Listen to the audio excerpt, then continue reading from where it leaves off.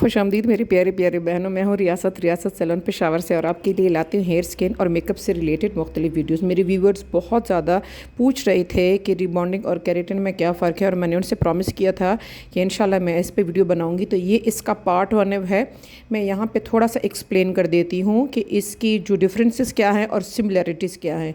आगे भी इसमें बहुत कुछ है सीखने के लिए, और इंशाल्लाह वो दूसरे ये वीडियो में पार्ट 2 में मैं एक्सप्लेन करूँगी। सबसे पहले मैं आपको ये बता दूँ कि ये दोनों जो है मुख्तलिफ जो चीज़ें हैं जिसमें थोड़ा सा डिफ्रेंशिएट करते हैं, वो कौन कौन सी हैं।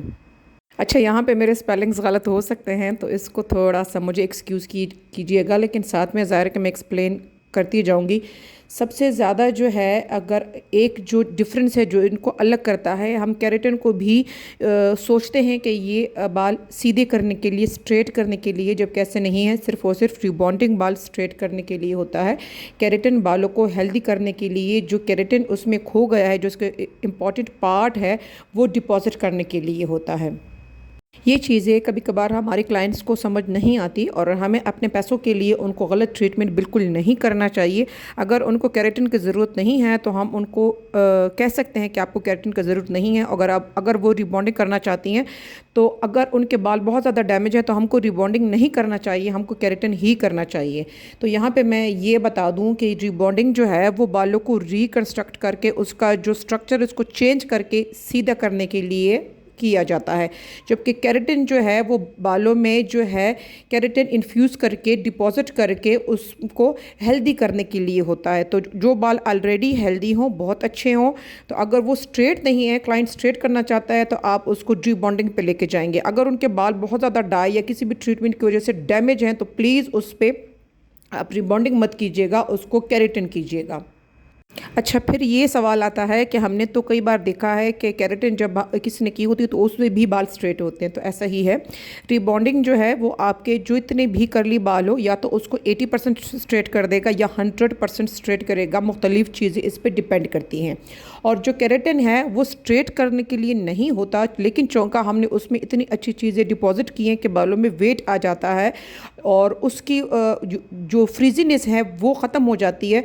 तो बालों पे डिपेंड करते हुए हर बाल डिफरेंट होता है। एक ही केराटिन दो मुख्तलिफ क्लाइंट्स पे अगर आप यूज़ करते हैं तो एक का बाल जो है 40% स्ट्रेट हो जाता है, दूसरे का 60% स्ट्रेट होता है।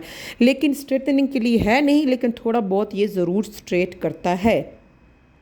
फिर जो सबसे ज़्यादा अहम चीज़ है कि हम कब करें। अगर हमने कलर करना है तो हम कलर पहले करें कि बाद में करें। तो रिबॉन्डिंग के लिए आप हमेशा पहले रिबॉन्डिंग करवाएं, उसके बाद थोड़ा सा वक्फा दे के, बाज़ एक्सपर्ट्स कहते हैं कि 15 डेज़ और बाज़ कहते हैं कि 1 मंथ उसको आप टाइम दें, उसके बाद आप कलर करें। क्योंकि अगर आपने कलर किया है और उस पर आप ज़ाहिर है कि रिबॉन्डिंग करेंगे तो बाल डैमेज भी हो सकते हैं। लेकिन अगर आपने हाईलाइट्स की हों तो फिर बाज़ एक्सपर्ट कहते हैं कि आप हाईलाइट्स को उठा के इस पर अलग वो करेंगे, ट्रीटमेंट के साथ मिक्स करके लगाएंगे, तो इससे अच्छा है कि आप पहले रिबॉन्डिंग करें। जबकि केराटिन जो है वो आप उसी दिन भी कर सकते हैं जब आपने कोई भी डाई किया हो, कट डाउन किया हो, या अगर बालियाज किया, कुछ भी किया, वो उल्टा बालों को नरिश करेगा। तो ये चीज़ जहन में रखिएगा कि रिबॉन्डिंग जो है वो आपको पहले करनी है और केराटिन आपको किसी भी हेयर डाई के बाद करनी है। अच्छा, ये तो आ गए इसके मुख्तलिफ ये डिफरेंसेस। अब है कि इन दोनों चीज़ों में सिमिलैरिटीज़ क्या है। क्या एक किसी चीज़ में ये दोनों एक जैसे भी हैं? तो बिल्कुल हैं। अच्छा, दोनों केमिकल प्रोसीजर्स हैं। अगर आपको ये लगता है कि रिबॉन्डिंग एक केमिकल प्रोसीजर है और केराटिन नहीं है, तो आप गलत हैं। क्योंकि अगर गलत ये तरीके से यूज़ किया जाए, गलत बालों पे यूज़ किया जाए, तो केराटिन भी बालों के लिए हार्मफुल हो सकती है। अच्छा, जो प्लस इसका जो पॉइंट है, क्योंकि जिसने भी रिबॉन्डिंग करनी हो, केराटिन करनी हो, ज़रूर उसके बालों में फ्रिज होती है किसी भी वजह से। अगर उनकी ये ह्यूमिडिटी बहुत ज़्यादा हो उनके एरिया में, उनके सराउंडिंग्स में, या अगर उन्होंने बहुत ज़्यादा बालों को डैमेज किया हो तो बाल बहुत फ्रिजी होते हैं। तो दोनों किसी हद तक फ्रिज रिड्यूस करते हैं। रिबॉन्डिंग तो बिल्कुल ही रिड्यूस कर देता है, लेकिन केराटिन भी बहुत हद तक उसको रिड्यूस कर देता है, कम कर देता है। और दोनों में एक चीज़ कॉमन है कि आपने जिस ब्रांड की भी केराटिन, जिस ब्रांड की भी रिबॉन्डिंग की हो, उसी की अगर आप आफ्टर केयर करते हैं तो वेल एंड गुड, वरना अगर आप ये प्रोडक्ट्स यूज़ करें तो भी बेहतर है। लेकिन आफ्टर केयर आपने मस्ट करनी है। उसके आफ्टर अगर आप कोई भी दूसरा शैम्पू यूज़ नहीं कर सकते, आफ्टर केराटिन शैम्पू आपको यूज़ करना होगा, आफ्टर ये केराटिन कंडीशनर, और इसी तरह से after rebonding shampoo, after rebonding conditioner ही यूज़ करना है। दूसरी बात ये कि ये दोनों आपको प्रोफेशनल लोगों से, सीखे हुए लोगों से ही करना चाहिए, और आप ख़ुद भी जब तक इस पे अबूर हासिल ना कर लें तो प्लीज़ किसी पे ट्राई मत कीजिएगा।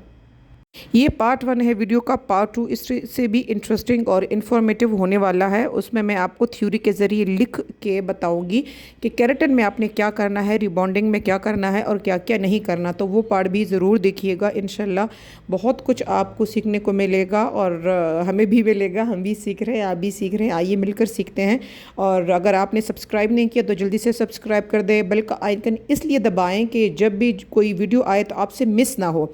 और अच्छा, दूसरी मेजर वजह इसकी ये है, जो मैं ख़ुद करती हूँ, जब मुझे कोई वीडियो अच्छी लगती है और उसको मैं दोबारा देखना चाहती हूँ तो लाइक का बटन इसलिए भी मैं दबाती हूँ कि वो आपके लाइक वाले प्लेलिस्ट में आ जाती है। क्योंकि बहुत ज़्यादा ये वीडियोस होते हैं, आप बहुत ज़्यादा वीडियोस देखते हैं। अगर मेरे चैनल की भी देखते हैं तो कौन कौन सी वीडियो देखेंगे।